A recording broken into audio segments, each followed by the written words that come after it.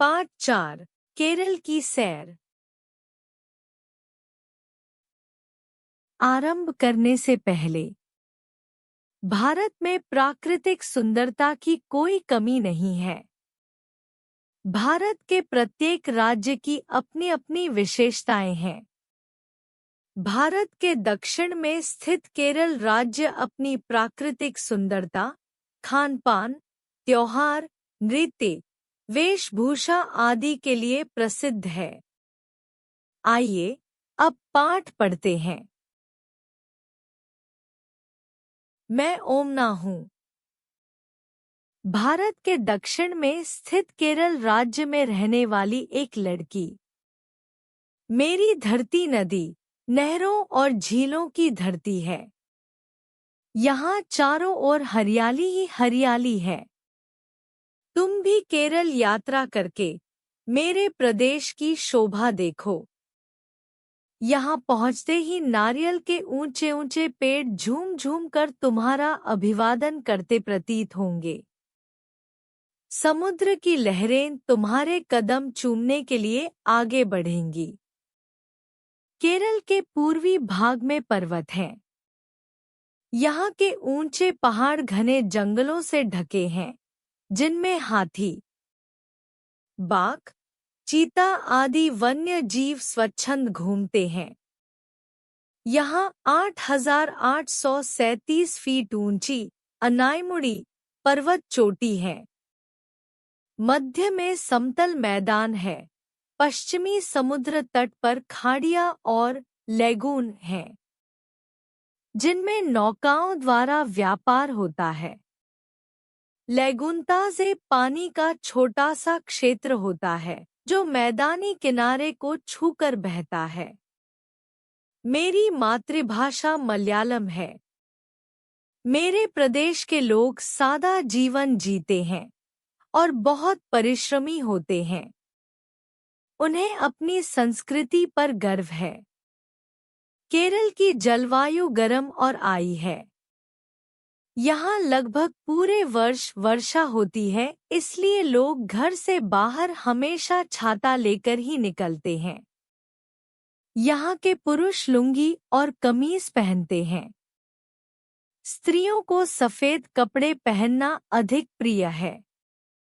केरलवासियों का मुख्य व्यवसाय खेती करना और मछली पकड़ना है। हमारा प्रिय भोजन चावल और मछली है।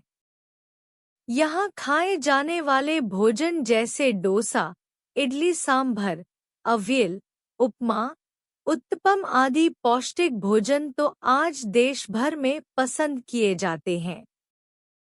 मेरी माँ केले और कटहल से भी अनेक प्रकार के व्यंजन तैयार करती हैं। ओणम हमारा प्रमुख त्योहार है।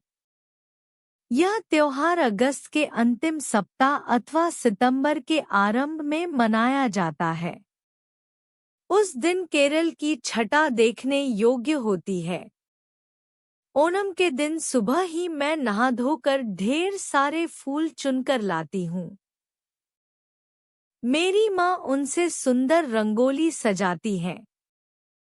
उस दिन यहाँ नौकादौड़ का आयोजन होता है तथा हाथियों का जुलूस भी निकाला जाता है। मंदिरों में कथकली नृत्य होता है। नया साल आरंभ होने की खुशी में विशु नामक त्योहार मनाया जाता है। इस दिन घर के बड़े लोग छोटों को पैसे देते हैं और नए वर्ष के शुभ होने की कामना करते हैं। केरल प्रदेश मसालों का घर है। लौंग, काली मिर्च, इलायची, दालचीनी, जायफल, जावित्री का यहाँ खूब उत्पादन होता है। यहाँ काजू की भी भरपूर खेती होती है। नारियल और रबड़ के उत्पादन में भी मेरा प्रदेश बहुत आगे है। मलयाली हस्तशिल्प अनूठी है।